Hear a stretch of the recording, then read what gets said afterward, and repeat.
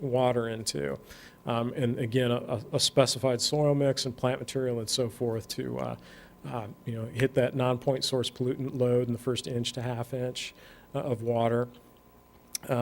Grass streets are like grass paver blocks. Is that what you're wondering about, Patsy? That's something that, I know it's out there as a product. We haven't used a lot of it in our practice. The observation I've had is that the grass never quite seems to sort of do as well as a lot of the manufacturers would like to suggest it will.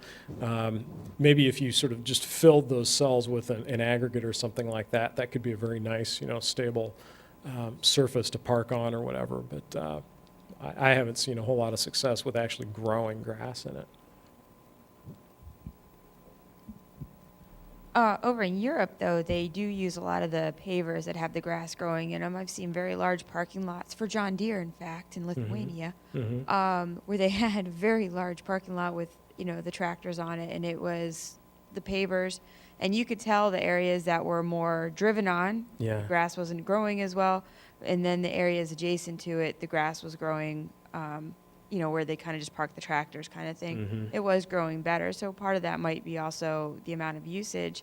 And the grass that they grow in it, I've never seen a system here, but it doesn't seem to be a grass that grows really tall or get to go to seed, with a big, it's not a big messy looking grass. So Right. I wonder what the expectations are of, I've got grass growing in my paver versus what the system typically would look like. Because I've seen them in a couple of different places in Europe, and none of them looked like a hardy lawn. Per Right, se. right. But you're still getting a little bit of infiltration, and the idea is that, the infiltration is also, regardless of the root, is the fact that it can get down in between. Right.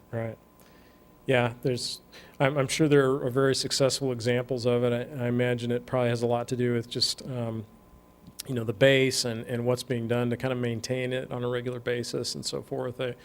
I know we did some work for Eli Lilly at their corporate campus maybe 15 years ago or something like that, where it was used as a fire lane through a lawn area, and it looks beautiful. They're able to maintain it really well and everything. Where I see it used more frequently is like on college campuses where there's a cow path being worn, and so attempts have been made to try and mitigate the loss of the turf and so forth, and it just doesn't ever seem to be able to establish itself. But I'd love to know where your examples are. I'd like to look further into that.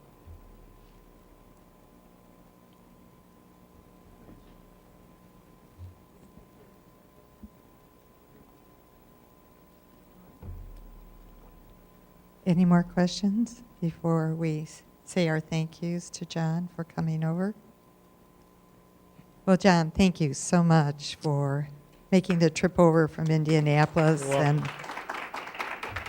and helping us get a better handle on green streets and how we can think through some of this stormwater mitigation.